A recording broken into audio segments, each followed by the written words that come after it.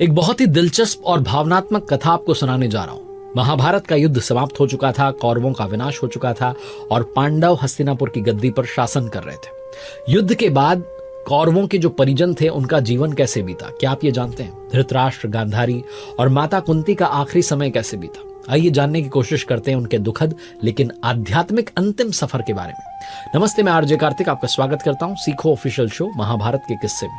महाभारत का युद्ध समाप्त हो चुका था, पांडवों की विजय हो गई थी, कौरवों का सर्वनाश हो गया था, हस्तिनापुर का राज्य पांडवों को मिल गया था। लेकिन कौरवों के विनाश के बाद भी उनके परिजन पिता धृतराष्ट्र और माता गांधारी अपने जीवन के अंतिम समय में गहरी उलझन में थे। उनके पास बहुत कुछ था लेकिन साथ ही बहुत कुछ उनका समाप्त हो चुका था। कौरवों की मौत के बाद वो अकेले पड़ गए थे, उनके बच्चे, उनके सपने सब समाप्त हो गया था। इस दर्दनाक स्थिति में धृतराष्ट्र और गांधारी का जीवन आसान नहीं था। लेकिन महाभारत के युद्ध के बाद इन दोनों की आखिरी यात्रा एक ऐसी कहानी बन गई जो न केवल उनके जीवन को बल्कि समूचे महाभारत के बाद के समय को दर्शाती है। महाभारत के युद्ध जब समाप्त हुआ तो पांडवों ने कौरवों के खिलाफ जीत हासिल की, लेकिन ये जीत सुखद नहीं थी।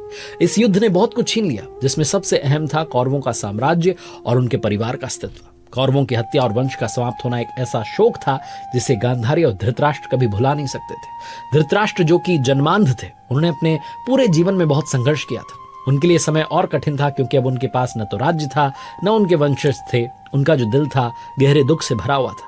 गांधारी ने भी इस युद्ध में अपने सारे पुत्रों को खो दिया था। उनका मातृत्व और पत्नी धर्म दोनों ही अत्यधिक कष्टदायक थे। युद्ध के बाद जब गांधारी ने भगवान श्री कृष्ण को वंश नाश का श्राप दिया था, तब उनका दिल इस दुख में डूबा हुआ था क्योंकि उन्होंने अपने सारे बच्चों को खो दिया था। यह श्राप एक गुस्से का परिणाम था, फिर भी इसका प्रभाव लंबी अवधि तक महसूस किया गया। युद्ध के बाद युधिष्ठिर को हस्तिनापुर का राज्य मिला। वो धर्मात्मा राजा थे, राज्य को अच्छे से लाने की कोशिश कर रहे थे।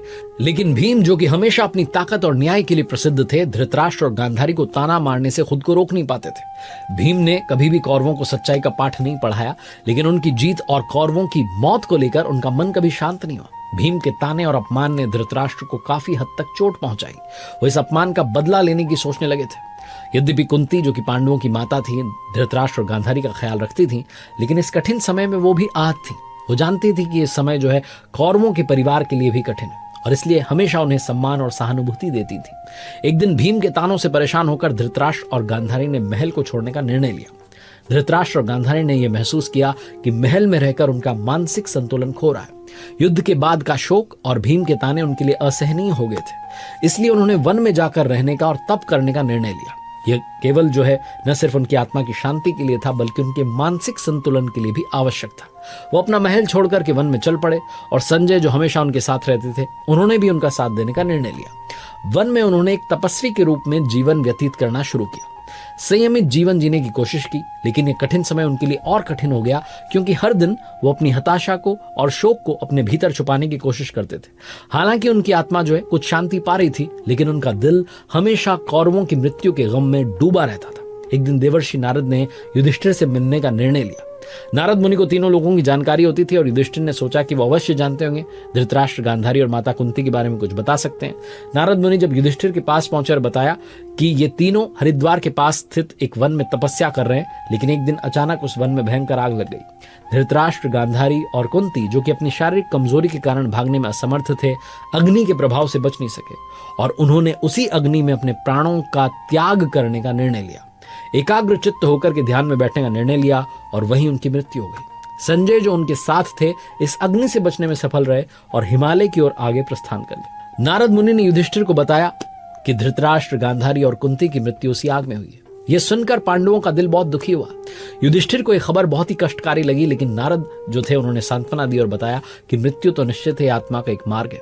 इसके बाद युधिष्ठिर ने विधि पूर्वक जो है अपनी माता जी का और रिश्तेदारों का श्राद्ध कर्म किया, ब्राह्मणों को दान दिया और उनकी आत्मा की शांति के लिए प्रार्थना की। यह श्राद्ध कर्म पांडवों के लिए न केवल एक धार्मिक कर्तव्य था, बल्कि एक भावनात्मक उपचार भी था। कुछ साल के बाद पांडवों ने अपने सारे कर्तव्यों को पूरा किया और स्वर्ग जाने का निर्णय लिया।